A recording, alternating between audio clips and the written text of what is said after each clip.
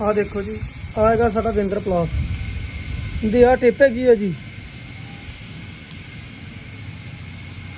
ਇਸ ਤੋਂ ਬਾਅਦ ਜੀ ਇੱਥੇ ਦੰਦੇ ਨੂੰ ਪਕੜ ਲੈਣਾ ਵਾ ਇੱਦਾਂ।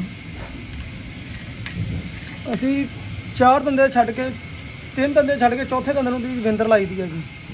ਉਸ ਤੋਂ ਬਾਅਦ ਜੇ ਇੱਦਾਂ ਪੁੱਠਾ ਕਰ ਲੈਣਾ ਵਾ, ਪੁੱਠੇ ਨੂੰ ਵੀ ਇੱਦਾਂ ਹੀ ਜੀ ਸਮਝ ਲਓ 4 ਦੰਦੇ ਛੱਡ ਕੇ ਇੱਦਾਂ ਹੀ ਵਿੰਦਰ ਲਾਣੀ ਹੈ ਜੀ। ਇੱਥੋਂ ਅੱਗੇ ਕਰ ਲਈਦਾ ਵਾ, ਵਿੰਦਰ ਘੱਟ ਲਾਣੀ ਹੋਵੇ ਘੱਟ ਹੋ ਜਾਂਦੀ ਆ, ਵੱਧ ਹੋਵੇ ਵੱਧ ਹੋ ਜਾਂਦੀ ਆ।